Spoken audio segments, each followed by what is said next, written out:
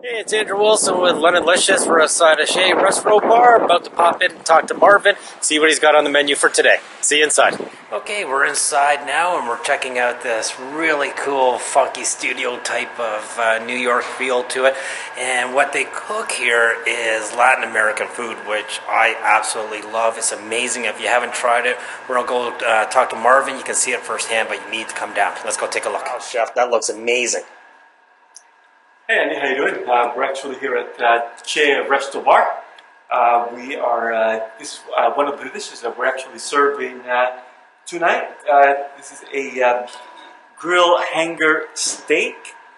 It is actually marinated with coffee and guajillo peppers. It is served with a chimichurri sauce with some grilled vegetables and roasted mini potatoes. On this side, we have one of our signature dishes, which is a ceviche. So this is a ahi tuna tamarind tuna ceviche, and it's just the nice, fresh, very delicious. A lot of flavors on those dishes. Hopefully, you will come and join us and try some of the really different and delicious food that we serve at the restaurant, as well with pairing with some of the South Americans and Spanish wines that we carry.